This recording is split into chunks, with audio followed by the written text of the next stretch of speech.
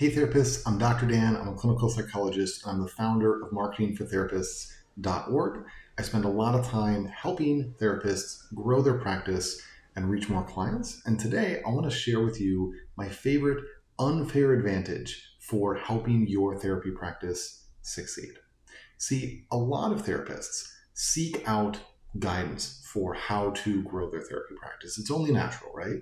And there's a lot of good advice that's out there. The problem is that a lot of therapists seek out advice only from other therapists. We go to consultation groups, we read books directed to other therapists. You're here on this channel watching me, a therapist, talk to therapists, and that's good to an extent, but you are learning the same things as every other competitor that you have. Every other therapist in your area is also learning the same things, also trying the same strategies. And so it's very difficult to break out of the pack. So if you want your therapy practice to be successful, you need the unfair advantage of bringing in knowledge from other fields and people from other backgrounds that many other therapists might not be listening to. So my favorite way to apply this idea is for you to read some of the best books that are out there about business, about personal development, about leadership that are not written for therapists, but are still very helpful for therapists.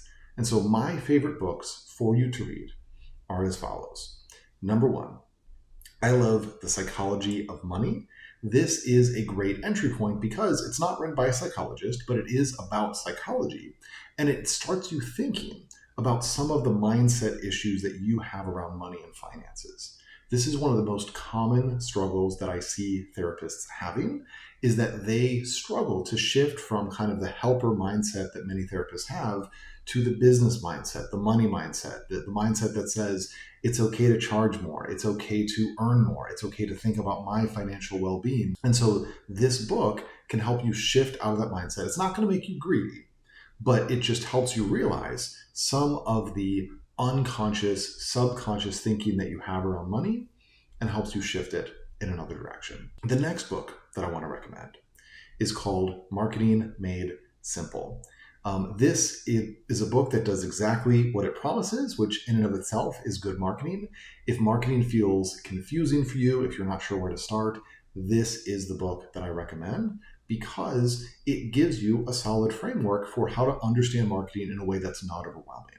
I work with therapists all day long in my marketing agency, and so often I see people get completely overwhelmed by, well, what am I supposed to do next? Or should I work on my logo? Do I need a niche? What's going on? People get freaked out because they don't have a marketing plan. They just have marketing flailing around. And this book helps you get a marketing plan. The third book that I want to recommend is called The First 90 Days. The reason for that is because many of you will at some point in your career as a therapist move into leadership. If you are just starting your practice now, at some point it might move into a group practice, or maybe you'll get hired into a clinical director role or something like that. And the first 90 days is a phenomenal exploration of what to do when you are moving into leadership for the first time, how to avoid a lot of the basic mistakes that people make, and how to really listen to the people on your team so you can lead from a place of wisdom. So that one is also strongly recommended. The final books that I want to recommend, number 4, The E-Myth Revisited.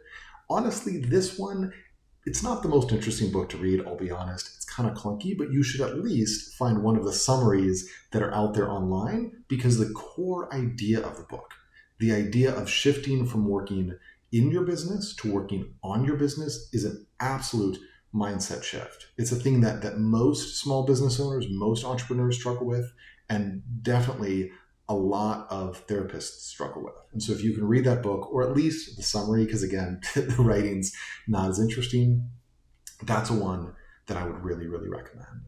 And then the final book that I would throw onto the mix, it's a little bit of a different idea here, honestly. But I would throw on Man's Search for Meaning. This is definitely not a business book. This is a very challenging read, of course, because it's about somebody who survived the Holocaust.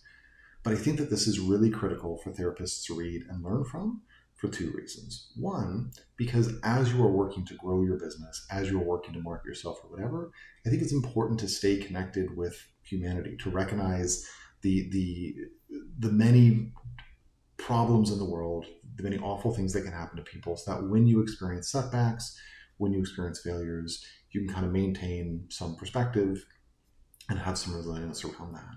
And then the second reason why I really recommend this book is because it has this core idea that if you know your why, you can figure out the how.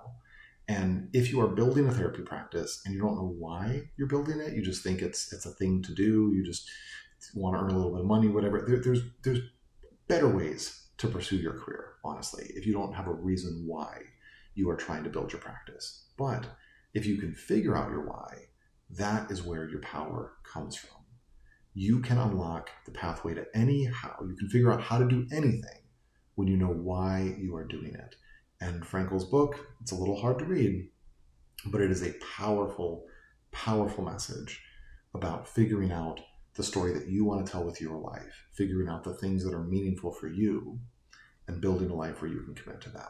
And I think that if you can orient yourself in that way, it's going to feed back into what you do with your therapy practice. So those are the 5 books that I recommend. Let me know in the comments what you think. If you've read any of them, if you think that they're good, if you try reading them after watching this video, please come back, let me know what you think. And of course, don't hesitate to like, subscribe if you think this is helpful and you want to see more of my stuff. Dr. Dan, signing off.